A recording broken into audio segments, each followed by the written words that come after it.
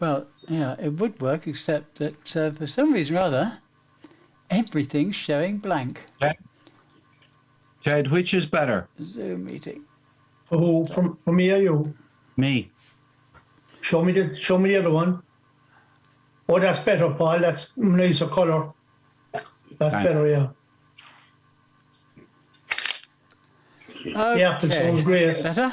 We are live, folks, on YouTube. Hello, YouTube. Welcome once again to the Madhouse. Sorry, the Thursday afternoon recording of the Talk Show for Talkers with my good friends Ted Malamphy and Paul O'Mahony. We're just getting ready to start off.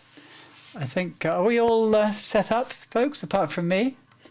I'm nearly set up. I have a question, Moira. I'm just wondering if I'm in the right place. Is this by any chance a Toastmasters podcast being recorded? And is it by any chance being recorded in Europe for distribution around the world? Am I in the right room? No, you're in the Talk Show for Talkers room, where we record the Pod Show,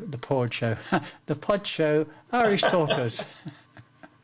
Well, I discovered the term for doing something like that, a queer say of weighing things, spoonerism. A queer say of weighing things, where sway. A spoonerism. Have you only just discovered spoonerism, Ted? Yeah, that's all, yeah. Really? Spoonerism's been around since the year dot. I know, but I haven't been around since the year dot. Ted, don't mind what Moira says. She's an expert on words, but tell you what, let's try her on a tricky one. What's the difference between a spoonerism and a malpropism, Moira? A spoonerism and a malapropism. Malapropism is where you get a word which sounds like it should have the meaning that you're trying to convey, but actually is probably rubbish. Whereas a spoonerism is changing the first word and the second word, the beginning of. So for example, medtelamfi is a spoonerism. Whereas Medtelamfi, that's good. Whereas Ted Malamphy likes flying in pasteurized airplanes is what should we call it? The other one. Malapropism. Malapropism, yes. That, by the way, came from my great aunt, who liked. It sounds like start of a good novel, actually. Mm-hmm. What you just said about Ted. But here's the point: did Mrs. Malaprop use spoonerisms to get across her point?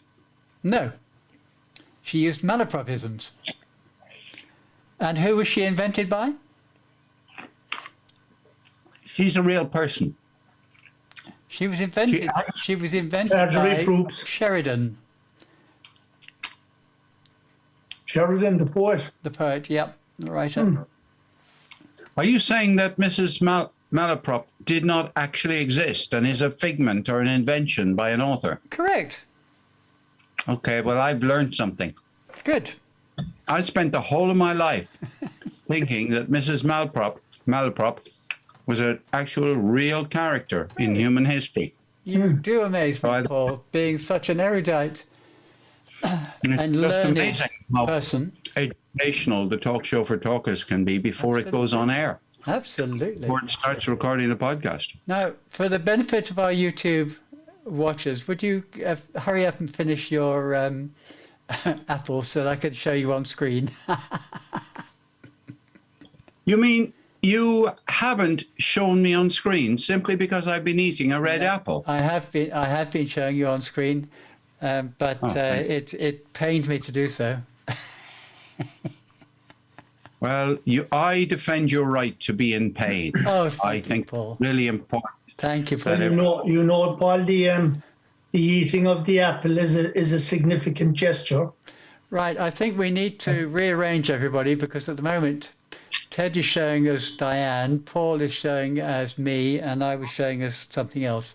So Diane is no longer with us. Diane left last week, yeah. She left last week. Actually, So we ought to. I don't know whether you know or not, but Diane carries the Talk Show for Talkers on her website now. Does she now? Well, And so does Antonia. is this? They're all advertising it, so which is fantastic. And I know apologies what's about happened. not having a guest today. There was a possibility we were going to have Christine Frey. She's the VPPR for the month, but I didn't give her enough notice. Well, Ted, So you know next the week answer to that. next week we have Gemma Nevers, Paul's pal, and the week after, on the 27th, we'll have Christine Frey. Sounds like a plan. Ted, Ted, just a small point. The 27th will be the first episode of the podcast after the District 71 conference. No, Paul, are you sure right about the District 71 conference with the dates? I think it's the 21st to the 24th of June. It's the 22nd. Not the It's the 21st to the 24th of May. This isn't being recorded and broadcast live, is it? Yep, Yes. it is. And Ted, it is the weekend after next. The weekend after next, It's the conference. the VT Con. No. The district conference.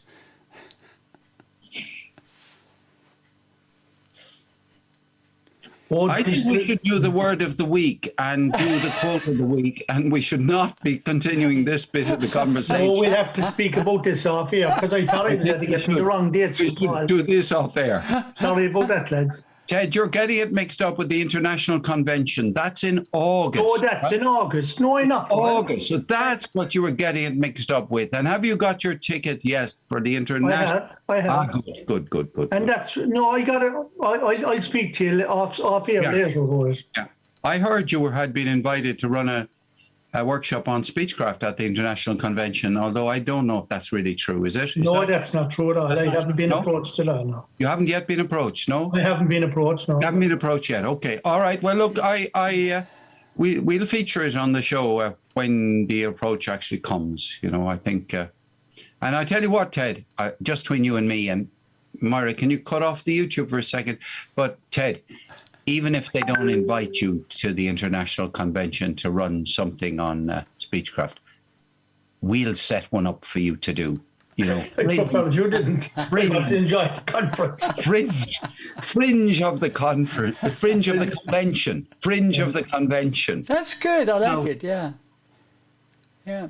Okay, chaps. Well, I am sort of ready. I'm ready to. Yeah, sorry for holding you up. Let's just do a save on that. And Paul, sorry for not getting back to you. You offered there to try and get in a guest, and I was up to my eyebrows at that stage. Sorry, look, it's fine. One little thing, Ted. You know, as you said to somebody recently in a great evaluation you did, never apologize. Yeah, that's true. Masters, never apologize. Yeah. We are. Are you- Rob said it to me the other night. He was right too. Sorry, chaps. Just doing a quick. Actually, something that I didn't ask Rob, Paul, and Moira. Yeah. He's a fantastic artist, you know. No. Did you see those little pictures, the cartoons he sent on with his poems? He does all those cartoons. No, he said to Rob, me someone yes. else is doing them, but he does those as well himself. Really? He's a great cartoonist. Okay. That's good. I think it's terrific that a member of Blarney Club should produce a book of poetry. Oh, fantastic.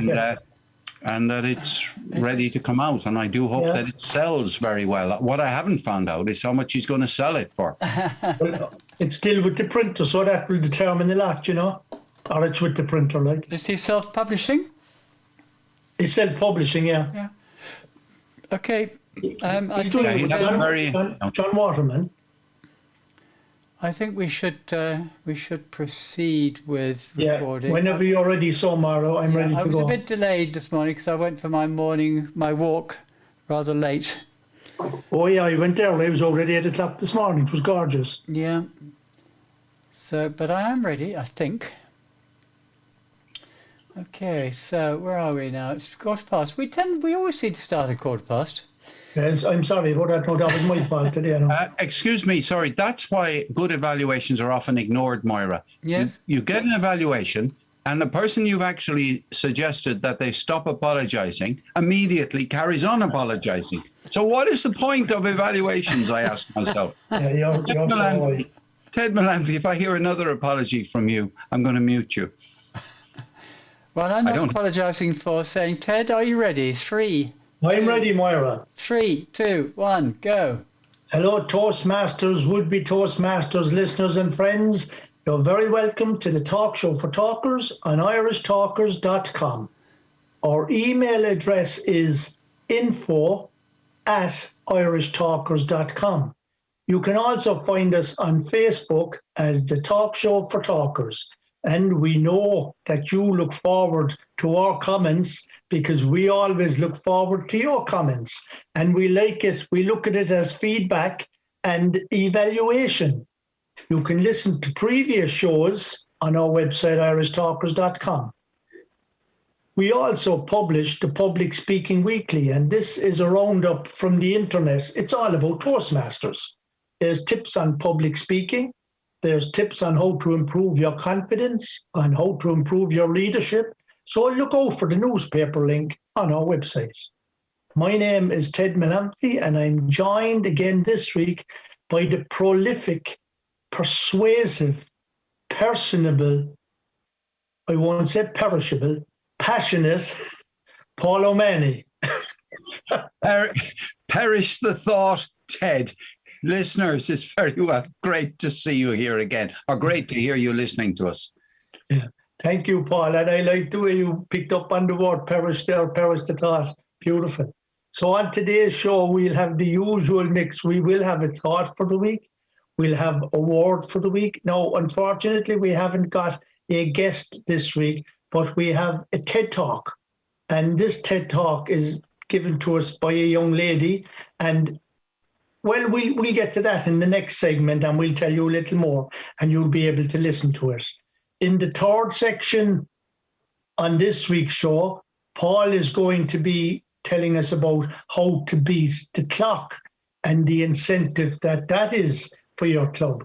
And indeed, in segment 4, or in episode 4 of this week's offering from the Talk Show for Talkers, we have some nice stuff about the VTM Con, and that's our district conference, and that is something we are eagerly looking forward to. Oh no, they're cutting me out.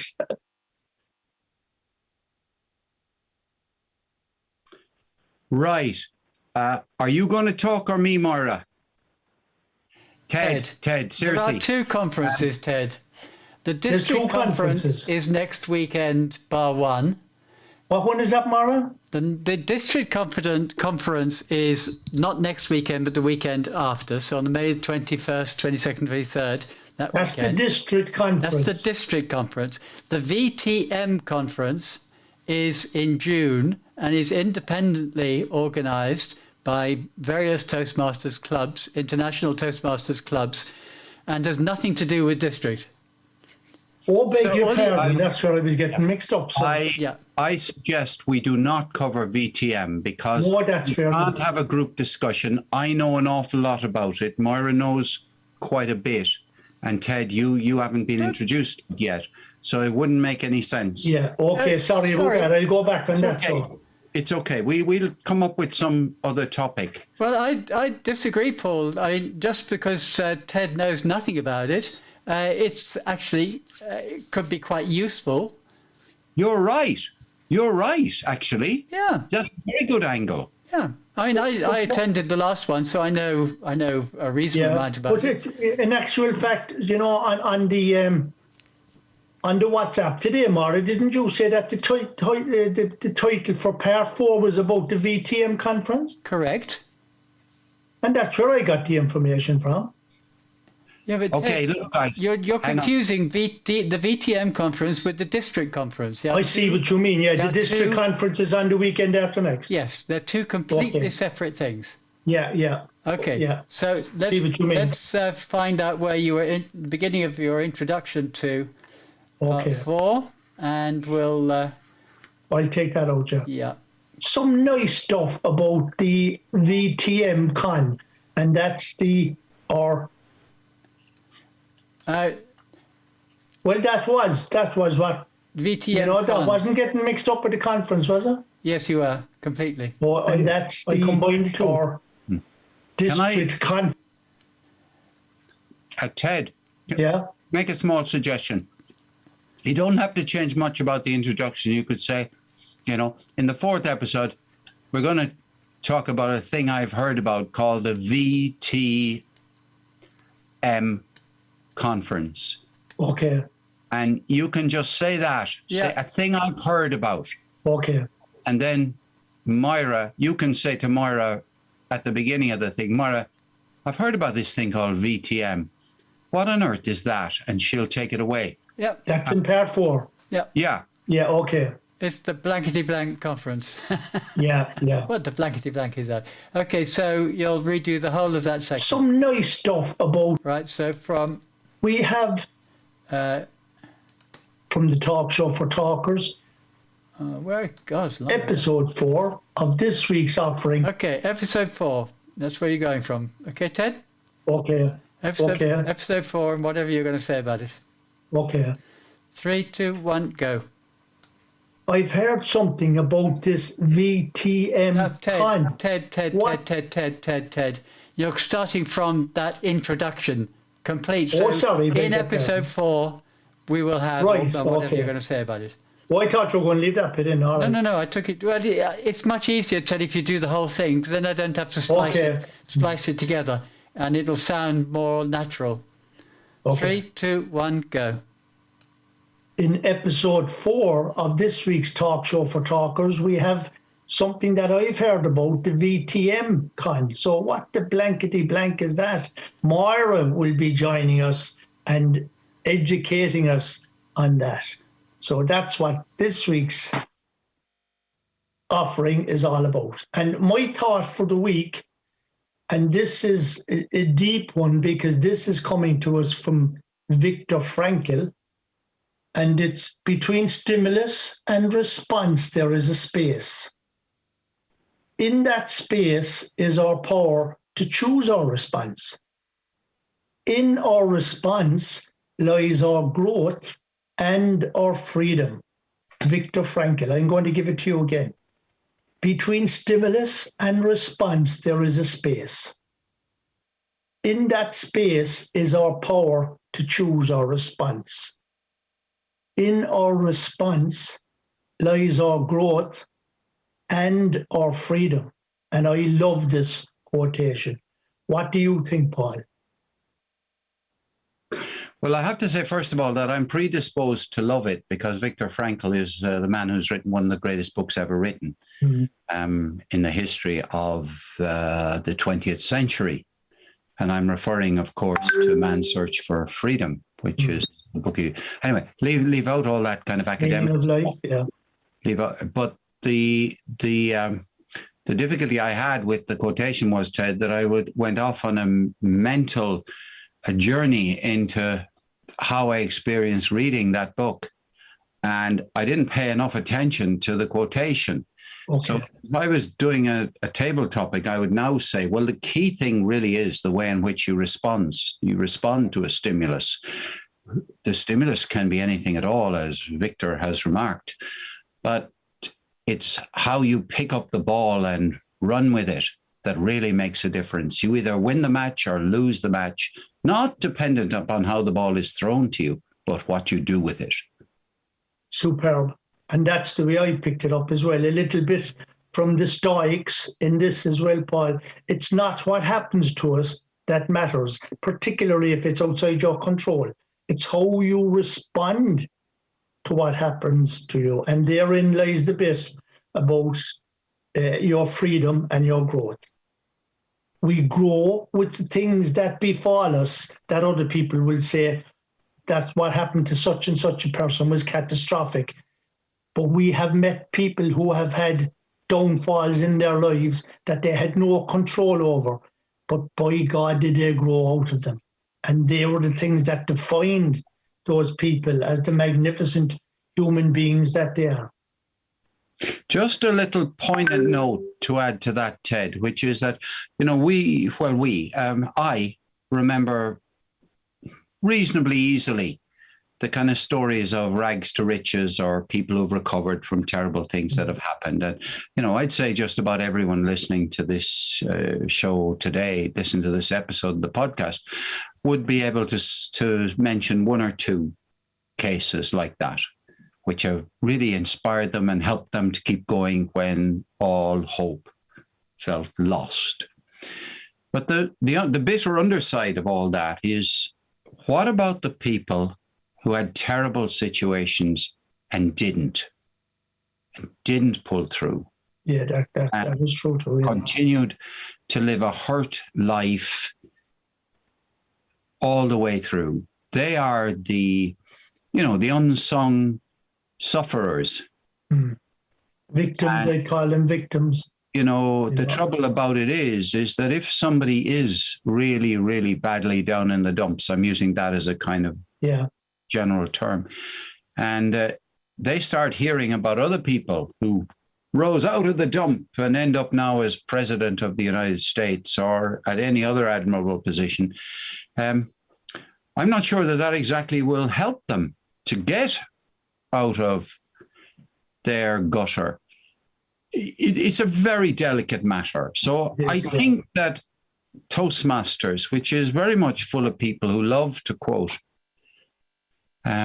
success, snatching success from the jaws of defeat, and why not? It's a great thing.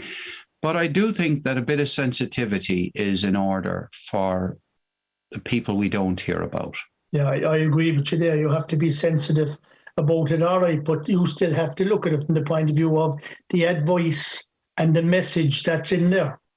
If people can get their head around the message, maybe they can alleviate their own suffering and their own feelings of being a victim as well. It's from a philosophical point of view, it's one that you have to think about, and you actually have to shift your own mindset to be able to accept it that way. Another day on the show, I'd love to discuss this issue about being a victim. I mean, maybe there's a speech in it sometime, because it's got certain, pejorative connotations. Oh, Ted, you're just being a victim. Yes. And the truth is, Ted, who's not you, of course, may actually be a victim, may actually be, being bullied, may being damaged, may being imprisoned, incarcerated, whatever you like. So they're a victim, but they've got nothing to be ashamed of. Yes. Nothing to be ashamed of. They are having a terrible time. They are a victim. And, so let's speak up for victims. Yeah, but if you look at it, Paul, actually, the standout people from this quotation's point of view, Viktor Frankl himself, obviously, but people like Nelson Mandela, Mother Teresa, some of the giants that we've had in history. I mean, Nelson Mandela was incarcerated for 27 years, yet he was able to hug, and his his guards hugged him as he left prison. Well, you know what he had on them.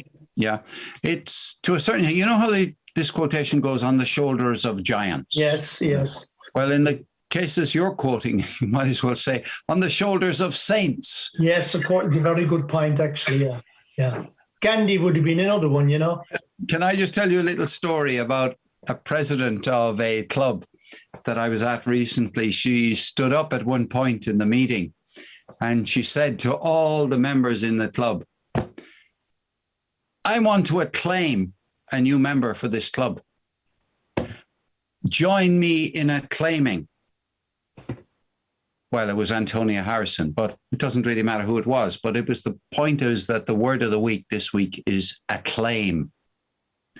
So when you address a club meeting and you want to get a vote, which what it is, but darn well everyone's on the same side, you can call for a vote of acclamation. It's the same as, look, every one of you lift your hands, so it's, but that word acclaim is a word that could be used in many, many club meetings.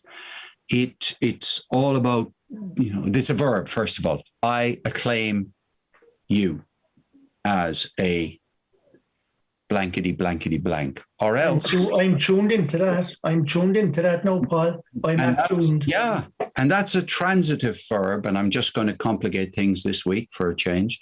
That's a transitive verb. Now, the intransitive verb is that Ted Melanphy was acclaimed as. He was acclaimed as. That's intransitive. Now that's about grammar. We won't talk. We're not here to be, advanced grammarians.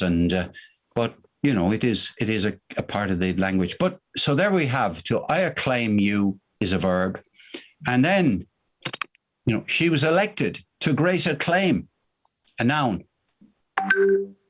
And I've got the usual question for you, Ted. Really, and it's this, and it's coming.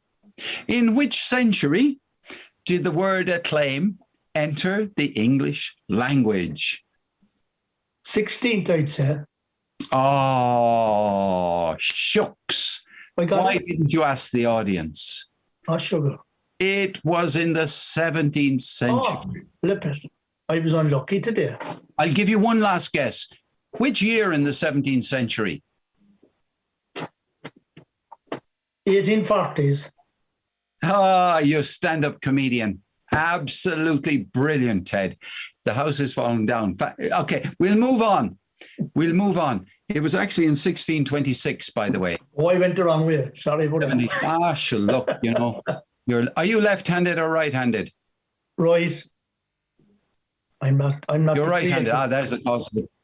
That's the cause of the problem then. Okay. Right. How many Toastmasters are left-handed, by the way? Couldn't tell you, Paul. Well, come back next week and we'll be flooded with letters from left-handed Toastmasters claiming that they are in. Excellent. And that's a lovely way to finish up episode 1 of this week's offering of the Talk Show for Talkers. Left-handed Toastmasters, start writing.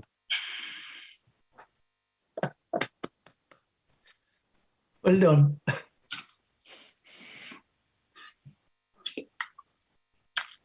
Paul, as a matter of interest, you actually sent on to me earlier on that the word of the week was a tune. Oh, shit. Yes, you did. That's the second time you've done that, Paul. That's 2 weeks in a row you did that. I'm sorry. And I wasn't even listening. Did you not hear me saying to you, I'm tuned into that, Paul? A claim. Yeah. What? Sorry, I wasn't even listening. What is the word? A claim. A claim? He sent on to us a tune, and it was the first time I looked it up to see what century it was invented. I've now got to go in and change. Goes off and changes. I've now got to go in and change the website. Thank you very much. So what is it? Right. What is it? A test? Just hold on 1 second. Just let me check something in case I made 2 mistakes. Brilliant. This is why you watch the YouTube version and not listen to the podcast itself. This was fantastic. This was 2 weeks in a row. No, that's brilliant. Yeah. But I'm desperately. I think you're doing it. I think you're doing it on purpose to catch myself tomorrow. Yeah. Yeah. Oh, it's just terrible. It's that was no. Well, of course, the word I picked was acclaim, but I just I did everything about acclaim. I forgot about a tune. Right, it's acclaim. How come? Okay. I think see. I'm not a great speller, so I think I thought a tune was spelled ACCLAIM. It is too, isn't it? Okay, website is amended. Okay, let's. If I can be 2 centuries out, I can be 4 letters out, can't I? Ted, maybe we should swap roles 1 week. Which is 1 week I'll do the quote and you do the word. Well done. Then you can embarrass me. Oh, no, I couldn't embarrass you. You have all the answers. You can ask me what century the word is, and you can then have a good laugh at me getting it wrong. Okay, folks, let's go back to this. Well, no, you have to wait actually, because with all that messing around, I haven't done the necessary on Audacity. So just bear with me 1 second. No worries, Mara. Paul and Mara, did you listen to this lady's speech? 'Tis a 10-minute speech. It's quite nice, but people will have to look at it on YouTube because there's a lot of visuals that people will have to look at. No, But there's I didn't have a chance. yeah, it's had a lot of it's had a lot of views. It's after being viewed over 25 million times. Yeah, Yeah, well, that's good. and you know it's kind of fits in with Toastmasters. Get comfortable with being uncomfortable. Yeah. Effect. I'm definitely up for listening to it in case. Or will we listen to it? So, because she does some crazy things. Yeah, if I don't listen to it, I'll never see it. Yeah, well, before it comes on, so I must just go out to the bathroom. Okay, Ted. Or will I leave the screen on? Yes, please. Oh yeah, right. If you okay. don't, you mess up my my broadcast. Now, what am I doing? I'm trying to do things, and things keep on going over the broadcast stream like it is now, but I'm not going to change it. Where is it? Yeah, that's it. Okay. When I'm doing things on... I know how I should do this, and I should do it completely differently. And I'm really very stupid. So I know what I should do. Why do I not do things sensibly? Answer me that. Or forever hold your peace. because you are an O'Brien. Aha, that explains it. Huh? YouTube, maybe you can answer this question. You know the ancient motto of the O'Brien clan? The strongest hand uppermost. No. Well, that's the O'Brien. We rise. No. It is we rise from our mistakes. Oh, okay. Yeah. Well, the motto of the O'Briens is the strongest hand uppermost. Hey, Moira, I want you on my team. When we're... Okay, here's the gist while Ted is away. Okay. Imagine a meeting. I'll tell you later, right? Okay. But you're on the team. You, me, and David Clinton, unless we find somebody better than David Clinton. Okay. And I'd need to know what the purpose of it to be able to say whether there is anybody better than David Clinton. Yeah, there's nobody better than you, but David Clinton definitely, we got to find, but he's good enough. The key thing is it's a debate against a team from Scotland. Oh, okay. The crack Scotland Toastmasters debating team up against the crack Irish Toastmasters debating team. Okay. This event is going to happen. It's been discussed this morning between Scotland and Ireland. It's definitely going to happen. We'll do everything we can, the organisers of this, to encourage the English to debate against the Welsh and for there to be a final between the winner of Scotland and Ireland and England and Wales. Mm-hmm. But leave out the English and the Welsh. But the Scots and the Irish are definitely going into battle in a debate in the foreseeable future. Okay. And sounds good to me. You're invited onto the team. Great. Because I said to my Scottish counterpart, there has to be a woman in each team. Okay. Good idea. Actually, Paul, the founder of Blarney Toastmasters, I think it was Paul Murphy. Maybe it wasn't Paul Murphy, but I know he was one of the very close to the founding members. But Paul Murphy and another gentleman called Cecil Horvitz, who I think was Lord Mayor of Cork one time, they started a schools debating competition back in the 60s, and it was very successful. Will you please tell me about that on another occasion? It's really important what you've just said, I think. Okay. Very important, yeah. Okay, are we ready to listen to this? Blast off. Will I introduce our first, Maria? I've downloaded it, but as I said, I was behind, so I haven't actually put it in yet. If you want me to put it in and listen to it, then you have to wait just a second. Well, you want me to introduce Samara? On the share? Not yet. because I can't Okay. convert it. Is it that one? No. Oh, Lord. Downloaded. It was straight from a TED Talk, I know. Edited. Yeah. I don't know where it is now. Shoot. Might have to play it on here.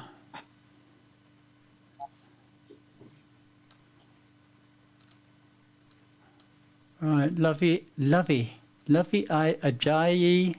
How nice do you pronounce that? Yeah. Ajayi Jones. Lovey Ajayi Jones. Okay, we'll play it The on. Jones is easy, right? Huh? Jones is easy, yeah. The Jones is easy. Yeah. Okay. All right, hold on a second, Ted. Okay. Just find the beginning of my beginnings. Okay, let's do your intro. 3, 2, 1, go. Okay. And welcome, Toastmasters, to Parable 2, or Episode 2, or Segment 2 of this week's Talk Show for Talkers. And we have something different for you this week. We have a TED Talk by a lady with the name of Lovey Ajayi Jones. And Lovey can be dissenting voice in a crowd, and she also believes in doing the uncomfortable, getting out of your comfort zone. Listen to this, look at it on YouTube, and you will learn a lot about being uncomfortable.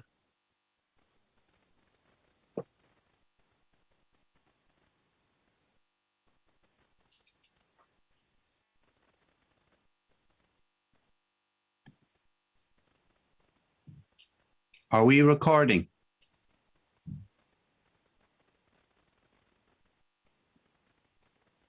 Mara, you're muted. Yeah, sorry, I turned my microphone off locally.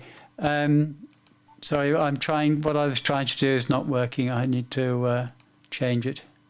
So just bear with me. Because I'm going to have to re-download this because I don't know where the feck it is. Okay, I'll talk to Ted while you're doing that. Just Ted, on the debating thing, I've just had a look. There is an Irish schools debating team, and there's an official Facebook page for the Irish schools debating team, which seems to be the whole society. And the, well, not that we'll be going to it, but in August in Dundee is the World. Oh, interesting. Debating contest, yeah. Now, I started to think this morning, how come Toastmasters has had table topics right from the very beginning, impromptu speaking? It's not surprising, you know, it's terribly important. But how come debating didn't become just as big as table topics? How come debating has been, dare I say, neglected? Because in average day-to-day work, just in work, you need to debate with people. What'll we do? Will we give this guy a promotion or not? Will we, well, what'll we do about this situation in a boardroom or in a one-to-one, even over a coffee? Debating, the ability to debate, it's critical, isn't it? Oh, it is, yeah. And as I said, Paul Murphy and Cecil Horwitz launched it in Ireland as a school discipline. I know I was on our school debating team, and I thought it was fantastic. But the difference between debating and table topics is that when you're given a topic, you come up with a response. But in a debating, you're directed towards the type of response you give. You're either for it or against it. Yeah, well, that's all of the this big is... that's a big difference. I did attend it has me thinking. I did take part in a debate in Online Orators recently, which was very interesting because I had to argue against the case for the particular subject, and I was actually all in favour of it. It was a very good exercise. Oh, great exercise, yeah. Now, what puzzles me, though, is why why there are so few clubs in the world, and there are some, but why there are so few clubs in the world that don't specialize in debating. Well, I would imagine that every government in the world debates. Oh, look, we go into the United Nations, we go into political parties. Yeah, that's all debate. The local GA club holds debates because they actually have somebody proposes a motion, somebody speaks in favor of the motion, somebody speaks again, a seconder speaks in favor of the motion. Yeah, exactly, yeah. So it's a really important skill. Oh, it is, yeah. And it's well practiced too, Paul. It's not kind of hidden away like you may have been suggesting there. It happens all over the place. It happens in our houses, in our jobs, in our organisations. No. But not as a skill as such, like I think I misspoke, Ted. I'm not saying that it's a skill which is hidden away. What I'm saying is an everyday skill that you know, in order to get your way, put it very crudely, in order to get people to do what you want them to do. It isn't a table topic impromptu speech you make, you debate. Yes. You consider the alternative and you do your best. So what I'm saying is in Toastmasters, now the reason I thought about it is that Bishopstown Club have done something remarkable. And I came across it this morning. Bishopstown Club have organized a debate between Bishopstown Club, and there are, I think, 3 or 4 people on the Bishopstown Club team, and another group of people who are actually a debating society that is in Dublin. Oh, very good. And there are 2 teams. They're having the meeting next Saturday morning at their usual, it's their, think about this for the package, it's brilliant. Their 500th meeting is next Saturday. And they have organized this. So well, they've done this every year for the last many years. It's not new. They've done this because when I was a member of Toastmasters, which was 6 years ago, that's when they'd held their first one. So this, I think, is an annual event for them. Their first what? Their first debate with the Dublin Debating Society or whoever they are. Yeah. They actually came down. They came down physically. Yeah, I think they do it about once a year, Paul. It's their 500th. Yeah. Okay. It's their 500 Toastmasters meeting, but it's not their 500 debating meeting. No. Oh, I know. Oh, yeah. You know what I mean? Yeah. Tell me, Moira, is there something wrong with your reception, Moira? I'm getting terrible sound, or is it me? Yeah. No, that was Moira. I heard it was distorted. Really? Sound was distorted. I can't think why. But look, you might. I'll do a test. Don't worry. Yes, it came across like echoey, very echoey. Okay, we'll tell you how good it is. Is that better? So, Ted, back to the issue. Is that better? That's better. Speak for longer. Okay. Sorry, is this better? I've actually turned my speaker. What? I've turned my speaker off. There seems to be a big delay. You're not hearing me until I've been speaking for about 10 seconds, which is ridiculous. It's not good. It's not good. No. What is? I think it's okay. Okay. Right. Well, I'm going to do an audio test on Zoom, so that should sort it out.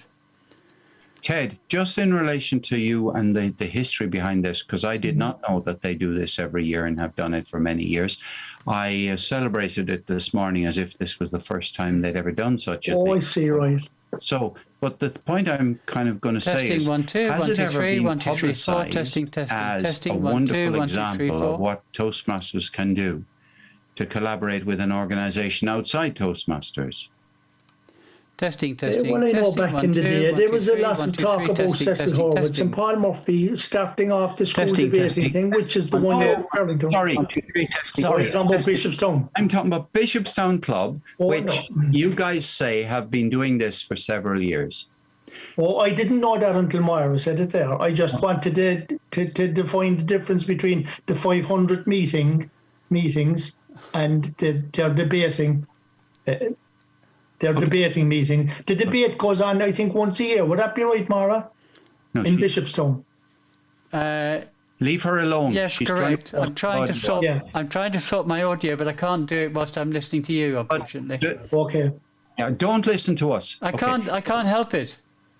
that's all right. yeah. If you could be quiet just for 10, 15 seconds whilst Okay, off you go, Marisa. whilst I do a test recording, because I can't hear Whilst the result of it. Whilst I do a test recording, because okay, my audio is perfect. So if you're hearing me poorly, Paul, it's possibly Well, your end.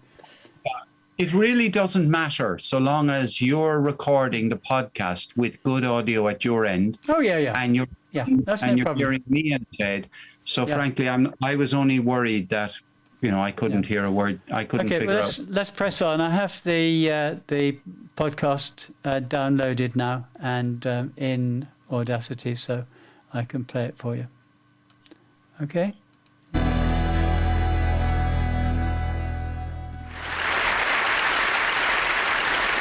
I'm a professional troublemaker. As my job is to critique the world, the shoddy systems, and the people who refuse to do better. As a writer, as a speaker, as a shady Nigerian, I feel like my purpose is to be this cat. I am the person who's looking at other people like, I need you to fix it. That is me. I want us to leave this world better than we found it. And how I choose to affect change is by speaking up, by being the first, and by being the domino. For a line of dominoes to fall, one has to fall first, which then leaves the other choiceless to do the same. And that domino that falls, we're hoping that, okay, the next person that sees this is inspired to be a domino. Being the domino for me looks like speaking up and doing the things that are really difficult, especially when they're needed, with the hope that others will follow suit. And here's the thing, I'm the person who says what you might be thinking, but dared not to say. And a lot of times people think that we're fearless, the people who do this, we're fearless. We're not fearless. We're not unafraid of the consequences or the sacrifices that we have to make by speaking truth to power. What happens is we feel like we have to, because there are too few people in the world willing to be the domino, too few people willing to take that fall. We're not doing it without fear. Now let's talk about fear. I knew exactly what I wanted to be when I grew up. I was like, I'm gonna be a doctor. Dr. Lovey was the dream. I was Doc McStuffins before it was a thing. And I remember when I went to college, my freshman year, I had to take Chemistry 101 for my pre-med major. I got the first and last D of my academic career. So I went to my advisor and I was like, okay, let's drop the pre-med because this doctor thing is not gonna work because I don't even like hospitals. So let's just consider that done for. And that same semester I started blogging. That was 2003. So as that one dream was ending, another was beginning. And then what was a cute hobby became my full-time job when I lost my marketing job in 2010. But it still took me 2 more years to say,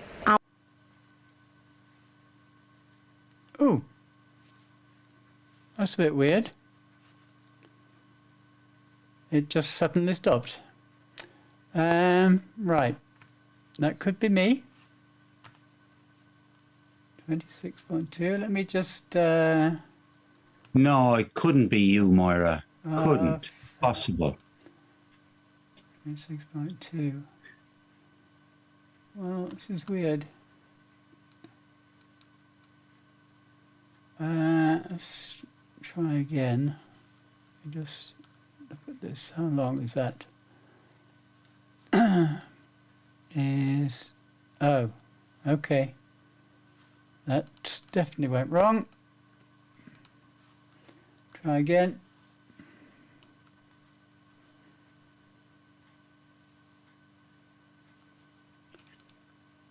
Okay.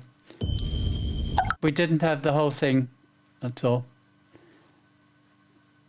For some reason or other, it only put in half the episode. Okay. I'm a writer. 9 years after I started writing, before I said I'm a writer, because I was afraid of what happens without 401ks, without, how am I gonna keep up my shoe habit? That's important to me. So it took me that long to own this thing. That was what my purpose was. And then I realized fear has a very concrete power of keeping us from doing and saying the things that are our purpose. And I was like, you know what? I'm not gonna let fear rule my life. I'm not gonna let fear dictate what I do. And then all these awesome things started happening and dominoes started to fall. So when I realized that, I was like, okay, 2015, I turned 30. It's gonna be my year of do it anyway. Anything that scares me, I'm gonna actively pursue it. So I'm a Capricorn. I like my feet solidly on the ground. I decided to take my first ever solo vacation, and it was out of the country to the Dominican Republic. So on my birthday, what did I do? I went ziplining through the forest of Punta Cana. And for some odd reason, I had on business casual. Don't ask why. And I had an incredible time. Also, I don't like being submerged in water. I like to be, again, on solid ground. So I went to Mexico and swam with dolphins underwater. And then the cool thing that I did also that year that was my mountain was I wrote my book, I'm Judging You, the Do Better Manual. And I had to own that whole writing thing now, right? Yes. But the very anti-me thing that I did that year that scared the crap out of me, I went skydiving. We were about to fall out the plane. I was like, I've done some stupid things in life, this is one of them. And then we come falling down to earth, and I literally lose my breath as I see earth. And I was like, I just fell out of a perfectly good plane on purpose. What is wrong with me? But then I looked down at the beauty, and I was like, this is the best thing I could have done. This is an amazing decision. And I think about the times when I have to speak truth. It feels like I am falling out that plane. It feels like that moment when I'm at the edge of the plane, and I'm like, you shouldn't do this. But then I do it anyway because I realize I have to. Sitting at the edge of that plane and kind of staying on that plane is comfort to me.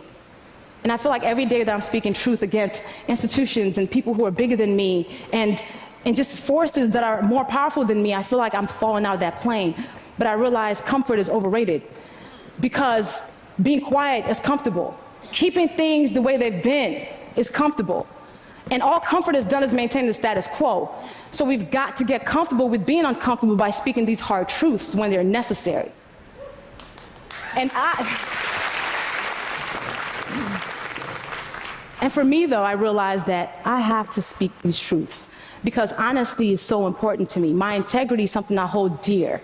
Justice, I don't think justice should be an option. We should always have justice. Also, I believe in shea butter as a core value. And I think the world would be better if we were all more moisturized. But besides that, with these as my core values, I have to speak the truth. I have no other choice in the matter. But then people like me, the professional troublemakers, should not be the only ones who are committed to being these dominoes who are always falling out the planes or being the first one to take this hit. People are so afraid of these acute consequences, not realizing that there are many times when we walk in rooms and we are some of the most powerful people in those rooms. We might be the second most powerful, third most powerful.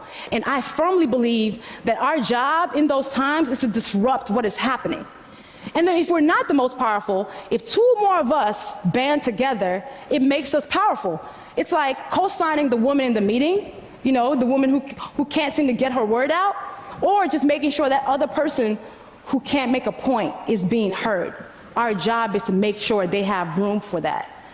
Everyone's well-being is community business. If we made that a point, we'd understand that for the times when we need help, we wouldn't have to look around so hard if we made sure we were somebody else's help. And there are times when I feel like I have taken very public tumbles and falls. Like a time when I was asked to speak at a conference, and they wanted me to pay my way there.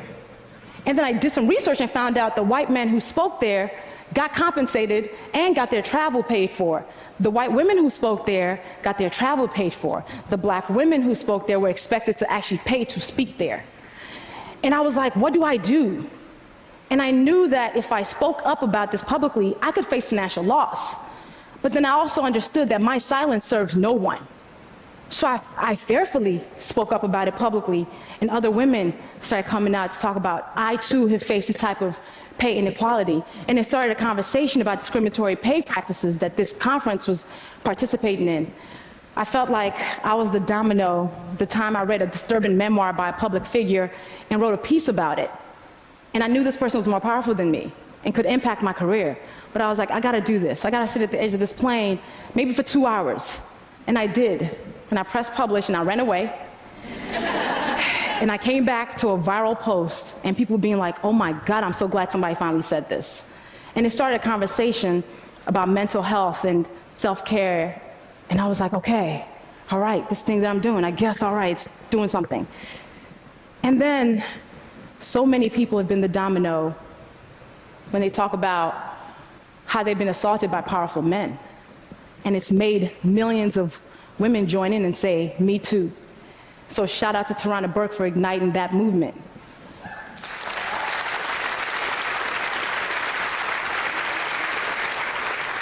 People and systems count on our silence to keep us exactly where we are. Now, being the domino sometimes comes down to being exactly who you are. So I've been a shady somebody since I was 3. This is me on my 3rd birthday. But I've been this girl all my life. And I feel like even that's been the domino, because in a world that wants us to walk around as representatives of ourselves, being yourself can be a revolutionary act. And in a world that wants us to whisper, I choose to yell.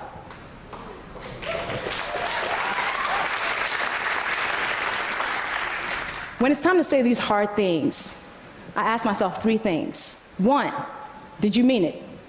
2, can you defend it? 3, did you say it with love? If the answer is yes to all 3, I say it and let the chips fall.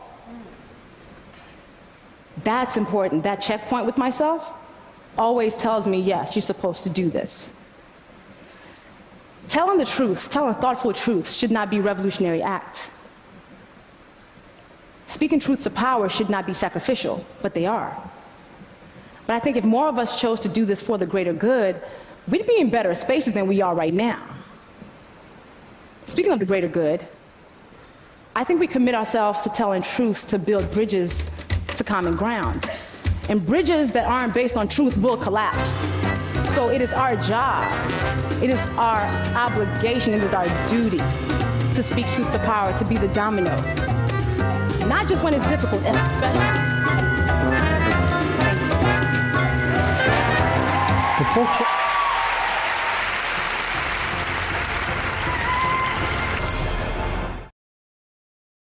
Yeah, sorry about the our signature tune coming in there. That was I didn't move it out of the way, but it actually came. It was almost accurate, but not quite. It was about. See, Maura, the recording, for some reason, the reason we're getting the pauses is where there's crowd reaction, such as clapping or laughing. And that's why it's coming over with long pauses.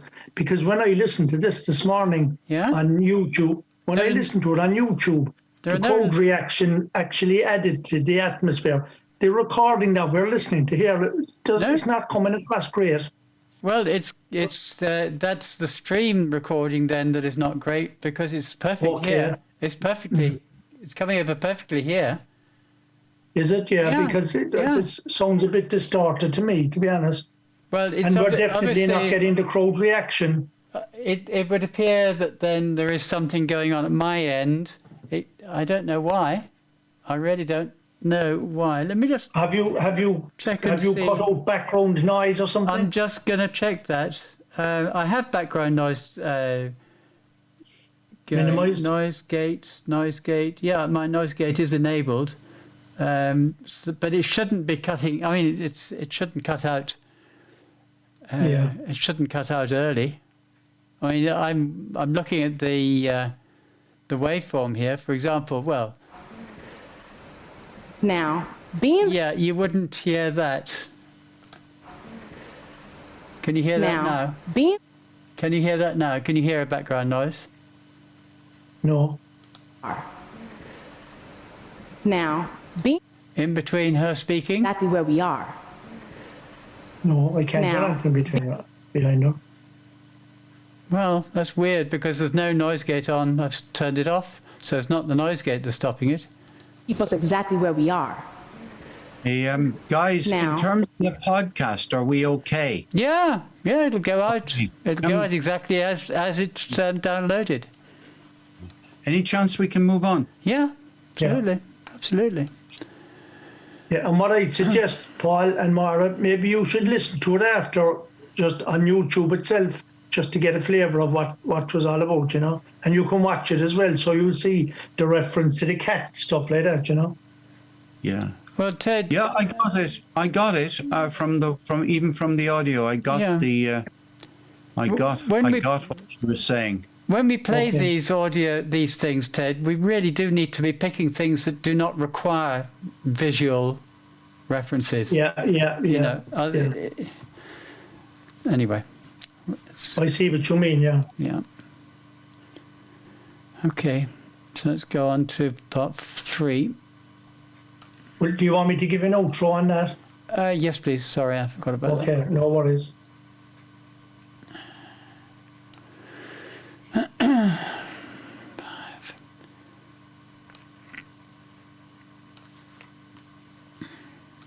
No, I've got to get rid of my background noise.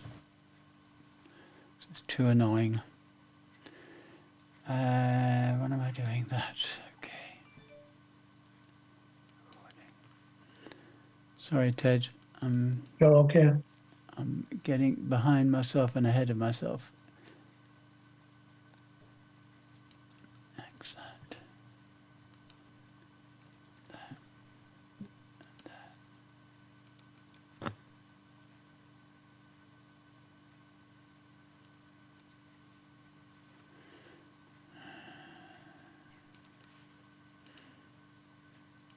Okay, Ted, 3, 2, 1, go.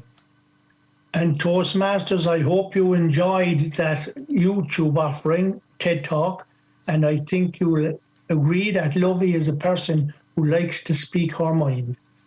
And tomorrow we'll have a person who's going to be speaking his mind on the Talk Show for Talkers with Paul O'Malley, because Paul is going to be talking to us about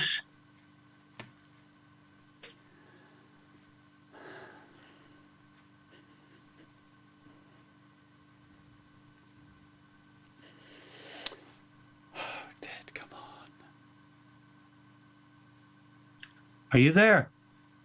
Sorry, Paul, I was looking for the message. Your message, beat the clock, incentive for your club. My pause was longer than it should have been. Can we go back and redo that again, please, Ted? Because that was ridiculous. Certainly, yeah. And please, Ted, be prepared. I am, I just couldn't read it there fast enough. Okay. I had it written down. All right, 3, 2, 1, go. And Paul is going to be talking about beat the clock as an incentive for your club. Okay. Mute. Annie, because Paul is going to be talking to us about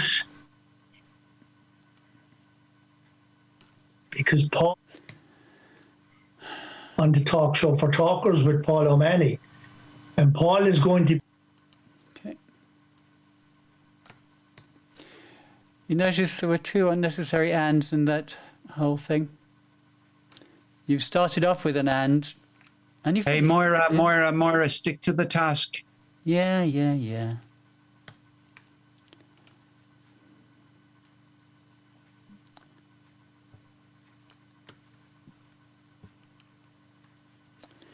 Ted, what year were you division director?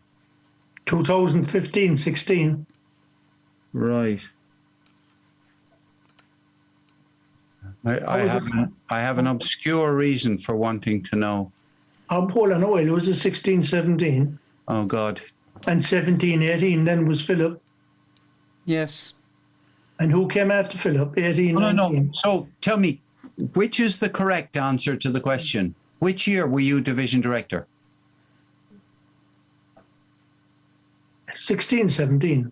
2016, 17. Okay. Who was before you, Paul? Philip. Okay, so we're a year out then, Ted. It's got to be 17, 18. Was it? No, Okay. it's It got, must have been. well, we're now 2021, so Philip would have been 1920. You would have been 20, yeah. 18, 19. Jesus Christ, I didn't think it was that soon ago. Did Philip do it for 2 years?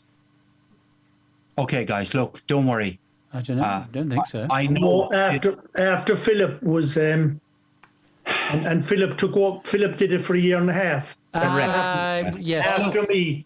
Yep. After me was Maura Mini. Yes. Mini. Okay. Yep.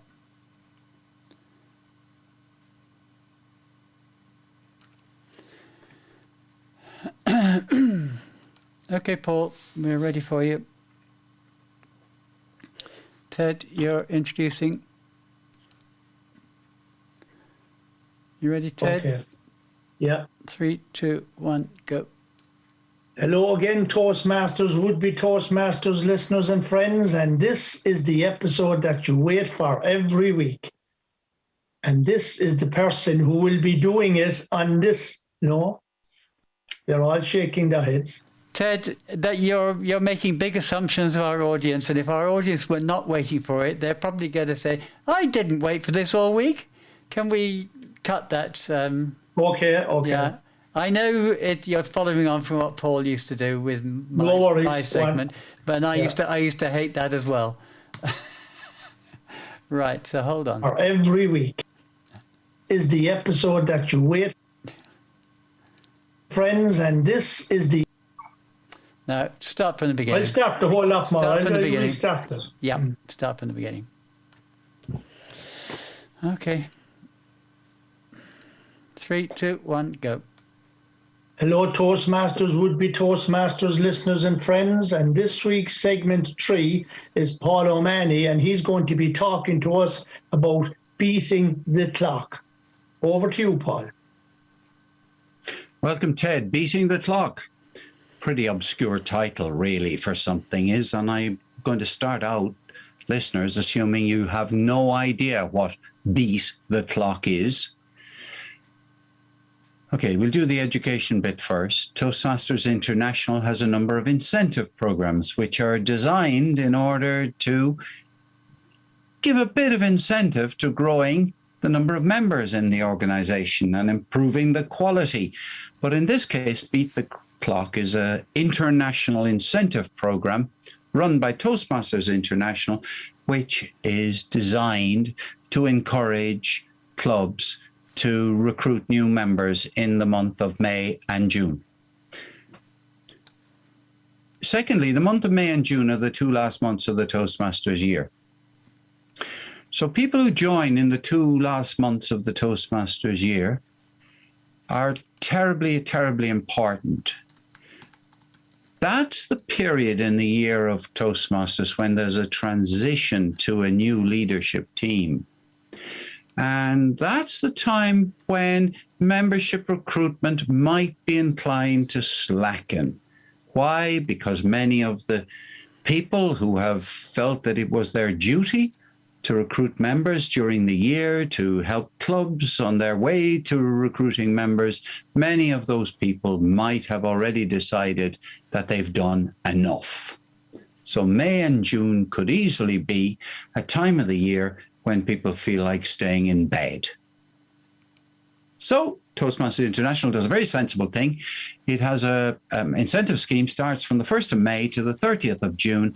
And for every club that recruits additional members, in this case, let's say 5 additional members into your club, you get an award. They can be brand new people who've never been in Toastmasters before. They can be members of other Toastmasters clubs that join your club and they're called dual members.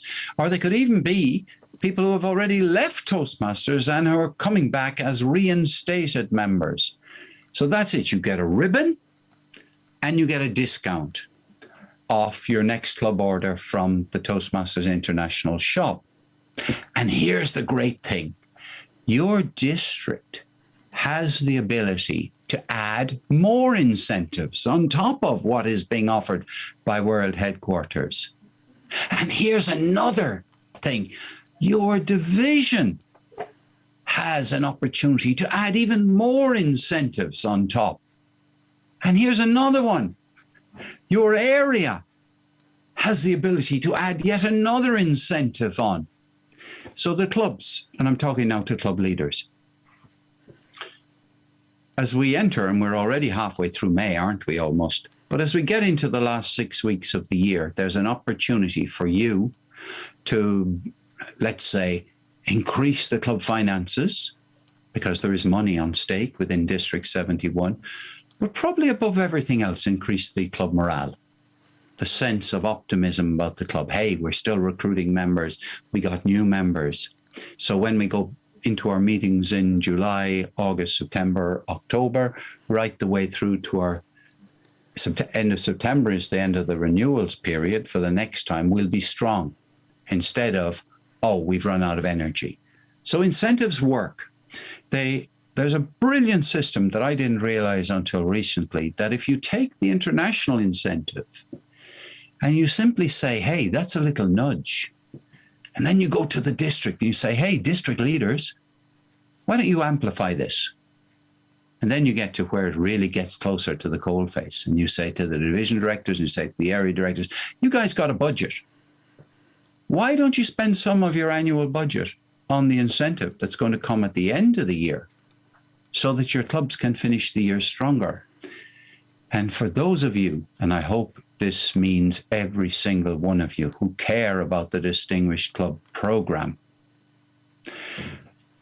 extra members in May and June may well make the difference between becoming a distinguished club, becoming a select distinguished club, becoming a president's distinguished club. All of these things are on stake. So they may very well be a great opportunity for you to lift your club to a new level and have members of your own club being proud of the club, and also be in a much better position to attract people from other places. So there it is, beat the clock, a little bit of statistics from the past. Last year in District 71, and we are sponsored by the district, 6 clubs recruited 5 members or more in the months of May and June and received the award. In 2019, the year before, 19 clubs achieved it. In the year before that, 16 clubs achieved it. In 2000, anyway, we go all the way back. In 2014, and I reckon the statistics are to do with the fact that District 71 and District 91 were all District 71, we had 27. But the key thing about this is that there really are districts in the world where hundreds of members have been recruited in May and June. Hundreds. Now, there are others where none are recruited. We're well behind District 91 if we want an incentive to beat 91 this year. 91 had 24 last year. The year before that, they had 31. So if that isn't an incentive to pull out all the stops, Ted, I don't know what is. What do you think? It's an incentive. Just explain one thing to me, Paul. When a person joins in June, does that person have to pay then again in September? When they join in June, they're joining for the month of June, July, August, and September. That's 4 months. Right. At the end of September, renewals start. They have to pay for the next 6 months. Okay. Look, I really don't think this has anything to do with money. I think this has to do with an incentive to grow the number of people in your club and to get your club to be as good as it possibly can going forward. Oh, yes, I agree with you. From a club incentive point of view, it's an excellent incentive. But it's also a thing that I think is often forgotten. Area directors. what are our area directors doing to help recruitment in May and June? I cast no aspersions. What are our division directors doing in May and June? What emphasis is district? And I have to say that, in case anybody doesn't know, the District 71 Club Growth Director has publicized this incentive. Every club growth director in the world publicizes it, but we do have a difficulty in Ireland, of course, which is that some clubs, hopefully very few of them this year, decide they're not going to meet in June, July, and August for historical reasons. But it's wonderful to see clubs getting more members. I have a budget division director, and I'm going to spend some of it on this incentive. What am I going to do? I'm going to give awards to the clubs that get 5. What am I going to do? I'm going to give the award to the whole membership. What award could I give the whole membership of a club? Well, I could give every member a bottle of champagne. Every single member of the club could get out of the division director's budget a bottle of champagne. That is an excellent one if a club which has 2 members or 1 member wins the award. I just have to hand over 1 bottle. The club, meanwhile, gets 5 or 6. However, it is a little problematic, is it not, Ted? What is definitely, yeah. I think what you do is you get something then from the Toastmaster shop, isn't it? Manuals or plaques or bling. I don't have to go to the Toastmaster shop. This is No, I'm not talking about the incentive from the division director. No, I'm talking about the one that we get from the district through Toastmasters International. Well, let's just talk about Cork for a second. Okay. In Cork, as in any division, a division director has a budget. Okay. I would be looking for some advice on what kind of an award could I give to a club which gets 5 new members. And I want to give the award to every single member of the club. What could I do? I have freedom and authority from district to give an award, provided it goes to every member of the club and it's not just simply given to the committee. It's a bit difficult to know what you could do because these awards usually aren't huge monetary value, really. So I'm like if you have a club with 20 members and you want to give each member something out of your award. I mean, if you only have 20 euros to give, that's €1 each. Yeah, so you can take it for granted I'm not giving money out to people. Oh, yeah, I know that, yeah. So, okay, I want a better suggestion than a box of chocolates. I need a better suggestion. The box of chocolates will give every member of the club a chocolate each. Well, you could give them more. How much are the box of heroes? How many in a box of heroes? About a £5, I'd say. That would cost £100. 100 quid for what? For a box for everybody in the audience. No, I'm talking about 1 chocolate. Oh, yeah, you could buy a box. You could buy a box of roses or something. Yeah, exactly. Or milk tray or something. But imagine the symbolic importance of the division director presenting a chocolate to every single member of the club, every active member of the club. Yeah. Every member of the club that doesn't come to meetings during the months of May and June shouldn't get it, in my opinion. Well, are you going to deliver it by post or what? It is virtual. Well, there's no difficulty, you see, because in Ireland today, we're allowed to drive to a central location, put on our masks, stay socially separate from each other, put the box of chocolates in the middle of a table, and hold a ceremony during which each member of the club walks up and takes their chocolate. And there's a lovely idea now. What you could do is you could organise some kind of a breakfast morning where you sponsor the coffee or something, and every member who comes along will get a nice cup of coffee, a barista behind. No, absolutely not. Not every member who comes along. Every member of the club. That's what I mean. Every member of the club. Every member of the club who's come to all the meetings and has qualified. But not everyone who turns up on the morning just because they fancy meeting their friends. Only the members who have actively contributed. But the other thing is I can get Moira O'Brien and her production TV channel thing to film the whole thing. And it can go on YouTube. And it can be, who knows what will happen to it. That would be fantastic. And we could have it down in the grounds of Blarney Castle. It'd be beautiful. No, we couldn't. Why? It's a division award. It's not an award for just one club. It's an award for all. And if we put it in Blarney Castle, we'd have half of the division complaining that the whole thing was done in order to recruit members for Blarney Club. Oh, well, I misunderstood you, so I thought you were just using Blarney Toastmasters as the example of getting the award. No, you're Sorry right. about that. Yeah, no, you're absolutely right. No, you're right, and I'm wrong. You're right, because you're right that Blarney may be... Okay, so the key thing is division directors are able to give...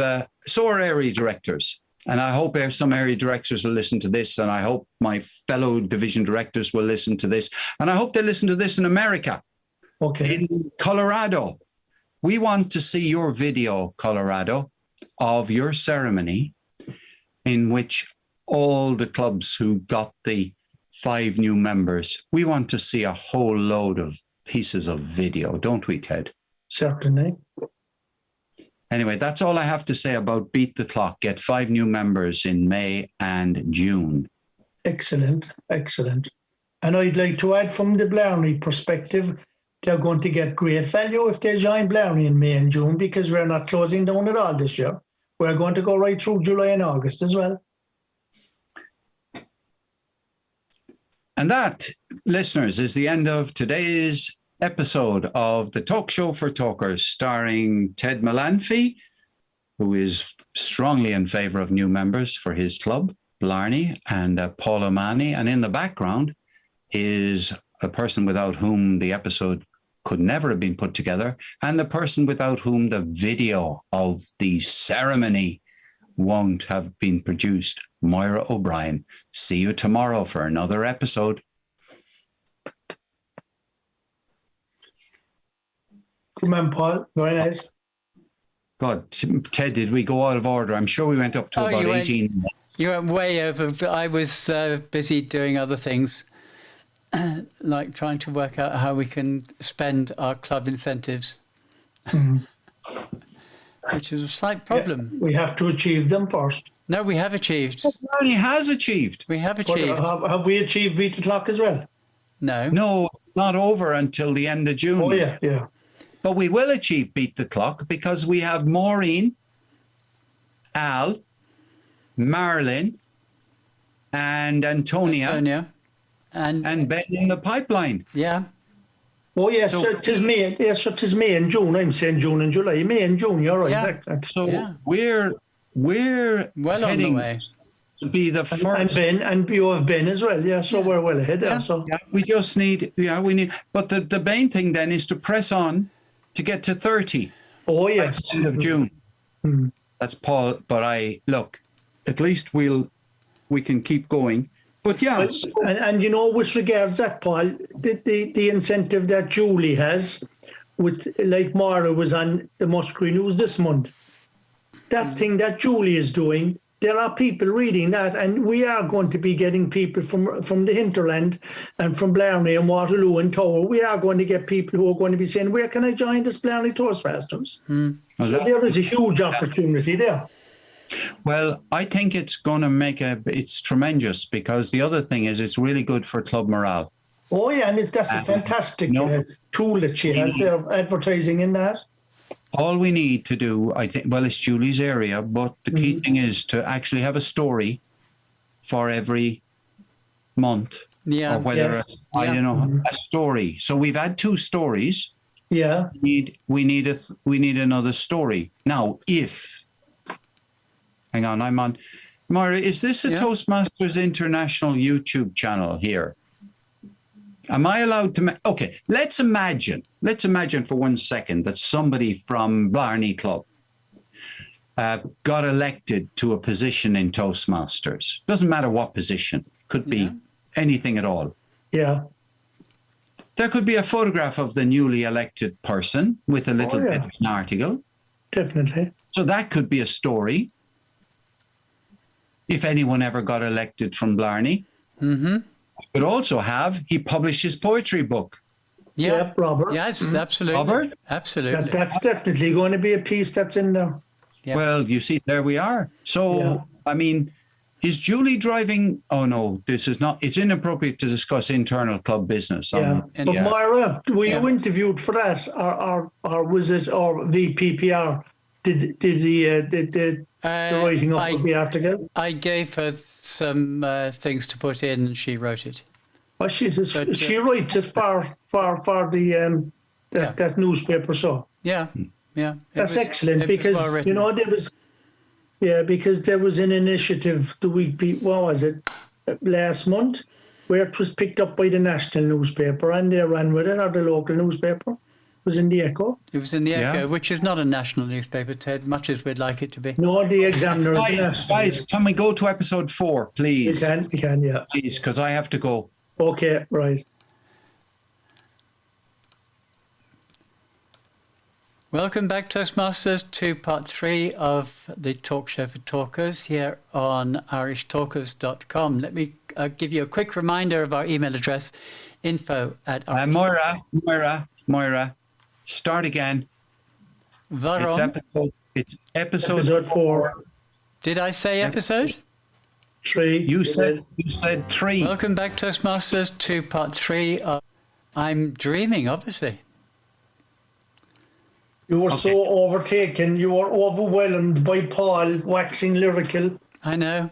Terrible, isn't it? No, that's great. Now, I promise something. This is my resolution. I promise I will not dominate the next bit of conversation. Good. I really do. Good. Moira, prepare yourself to be a dominatrix, okay? I shall do my best, Ted. Paul. Paul, you'll have to go away and get your leather gear on, Marla. Yeah, okay. Shh. Welcome, Toastmasters, to part 4 of this week's Talk Show for Talkers here on irishtalkers.com. This is Moira O'Brien speaking for once in many, many months. But I'm going to pass the reins over briefly to Mr. Paul O'Mahony, because we're going to be talking today about something which you may not know anything about. And look, for goodness sake, stop making faces at me. What are you worried about now? Because you were meant to pass it to Ted, Why? not me. Because we agreed that Ted would lead the conversation Okay. by saying, I've heard of this thing called VTM, Well, I Moira. was- What the hell is it about? I was actually going to do more or less that and introduce it as blankety blank. And Paul also said he's not going to dominate this segment. I know. Look, come on, let's just calm down and about something which you may not know anything about.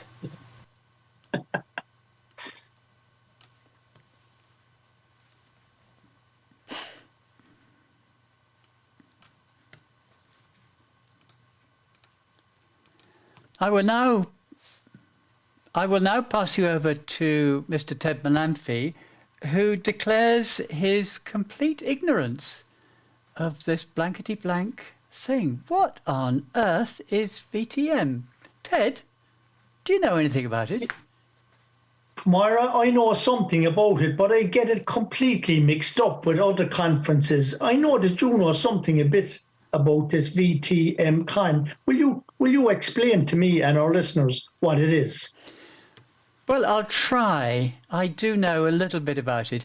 VTM Con is put together by a number of the international Toastmasters clubs who thought it would be a good idea to have some sort of cooperation. And the first VTM conference was held, oh, by the way, VTM stands for Virtual Toastmasters Conference, VTM Con. The first conference was held late last year and was a resounding success, such that the organisers decided that it would be well worthwhile doing it again. Paul knows a lot more about it than I do, so I'm going to pass you over to Paul now. And Paul, can you give us a little bit more detail?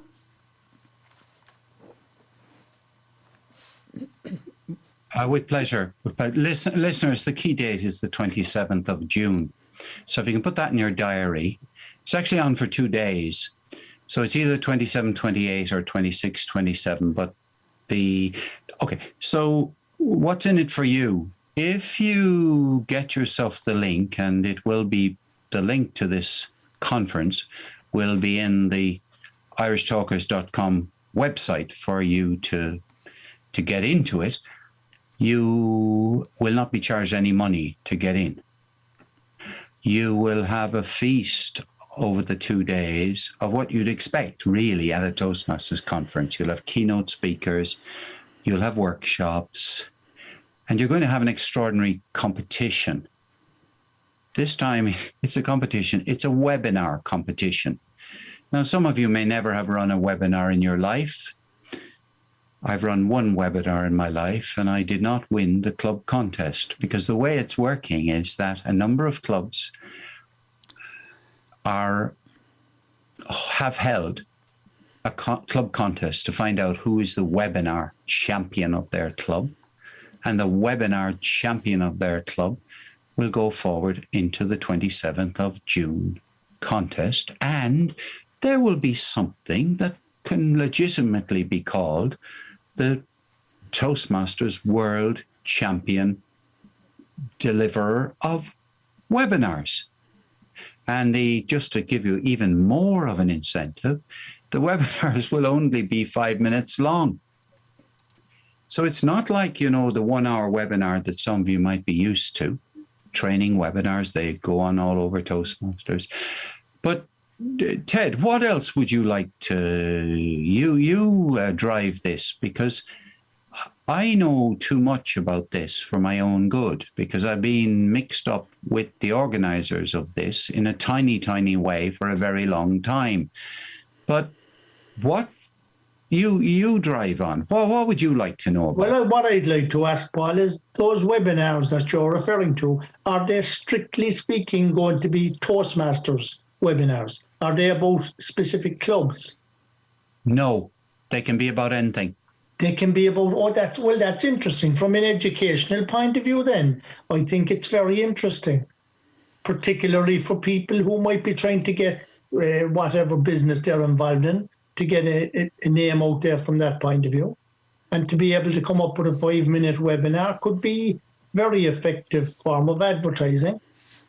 So that's good to know that. Yeah, if they come to the conference, they will see the best runners of webinars that are known in Toastmasters, or at least to have entered this, from what's called the undistricted Toastmasters. Now, that's a technical internal term we don't have to explain really here on the Talk Show for Talkers.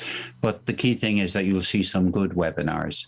And then you can take that idea of doing a webinar for your business, doing a webinar for your department, doing a webinar for your family. You can take that away, be inspired by what you see, and do a better one than you've seen.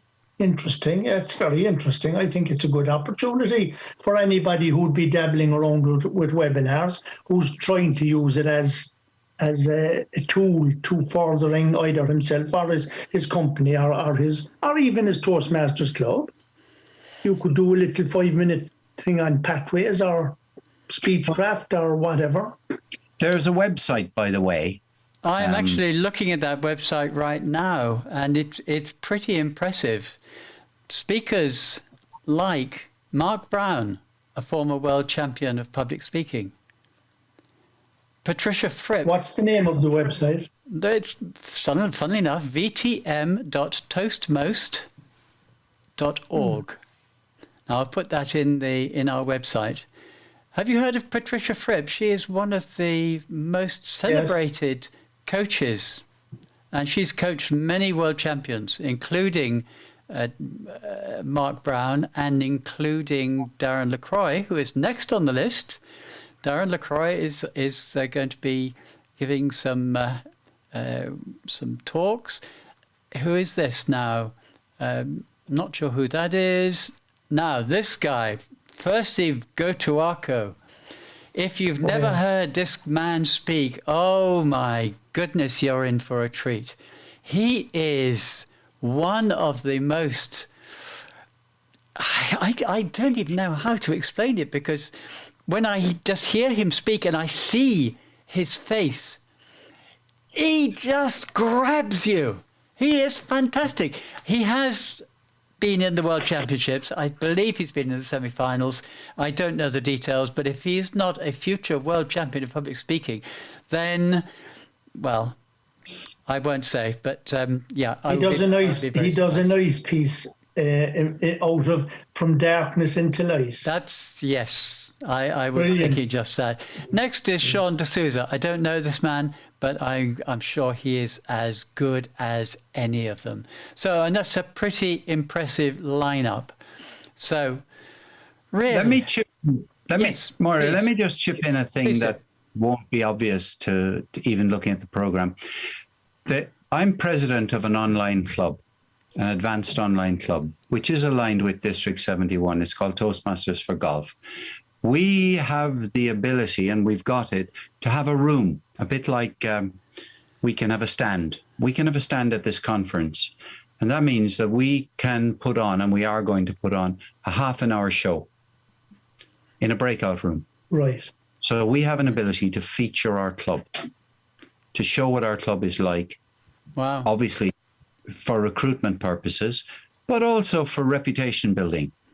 Mm-hmm. So that's what an online club, now a community club isn't involved in this. So it's for online clubs, but any online club, and we have a few in District 71, like Online Orators, and we have other online clubs.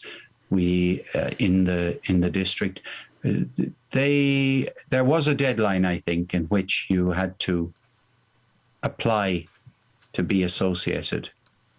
I'm not sure if a club could, sneak in at this stage. But another club I'm a member of held its own webinar contest. That's One Country, One World. There were 6 competitors, 6. I got last, by the way. It was useless. That's good. You can only improve. Yeah, thanks. But the winner was Annie Bai, who's a bit of a star in the world of just about everything. But leaving that out, so that's kind of, Moira, I cut across you there, but I hope that, is there anything else? There'll be party. That's absolutely fine, Paul. I'm not aware. I wasn't aware of that side of the conference, but I'm just looking at the schedule, and to give you a little bit of an idea of the sort of things that are going on. Let's see. We start on Saturday, 26th of June, with warm up and networking at 12 p.m. 1 p.m. introduction. Then Mark Brown is going to give a workshop. He's originally from Kingston, Jamaica. He immigrated to the United States at the age of 18. And he, after recovering from a life-threatening illness in the summer of 93, he made a commitment to excel as a communicator and earning the 1995 Harlem YCMA Black Achievers in Industry Award in the process. Now, he's a great coach and a lovely speaker. And he was the keynote speaker in District 91 conference, Marlon. Yes? Okay. Yeah. Yeah. 2 p.m. the breakout rooms, 2:30 p.m. the 3-minute webinar contest that Paul was talking about. Then an intermission, then a 3:50, Firstly, go to Arco with the key to finding your voice. And believe me, you will find your voice if you follow his. I can't say enough good about him. Then more breakout rooms. Now, these breakout rooms will be a chance to meet presenters and events hosted by participants in online clubs. So there's going to be plenty of things you can do there. Mm-hmm. Then Sean D'Souza, the power of stories, how to turn average stories into cliffhangers. That's something I will definitely attend. Then more breakout rooms, a conclusion, and after party. And then on Sunday... excuse me, the after party, what time does it start? The after party starts at 7 p.m. to 8 p.m. Well, but it will go on until 1 a.m. Yeah, it'll be going on till after midnight. Yeah. And I think there's a distinction that we have to make here. Even though all Toastmaster clubs at the moment are virtual Toastmasters clubs, it's only specifically those Toastmasters clubs that have designated themselves as virtual Toastmasters clubs can only take part in it. I see what you mean. There is a distinction there between the two. Like we're a community club, but for the last year and a half, we've been a virtual Toastmasters club. But Ted, the phrase can take part. Everybody is welcome to attend. Yeah, very good. Excellent. Yeah. The only thing that anyone is not able to do are two things. Unless you are a registered online club in District U, you can't enter the webinar content. Yeah. And that's a small part of the whole thing. And the other thing is, unless you're an online club, you can't have a breakout room in which to feature your club. But everything else, all of those wonderful people Moira was talking about, and the after party. Or the education will be brilliant, John. It will. And the after party, yeah. Yeah. Anyway, that's about it. So I think we'll round up this week's podcast. And thanks to Ted and to Paul for carrying the burden of the majority of this. I'm delighted to add my voice to this final part. And we'll see you all again at the same time on Friday next week. Bye for now. Well done. Bye. Listeners, thanks for listening. Well done, Mara. That was a very good piece, actually. Yeah, I thought so. Was there a problem last year in that it clashed with some other conference? It clashed with Ted, B71, Ted, the history is the first VTM conference was held in November or December. I forget the exact date. The end of November, I think it was. Yeah. Oh, was it? That was a one-day event. Yeah. Right. One-day event. All right. This is the second event, which is 2 days.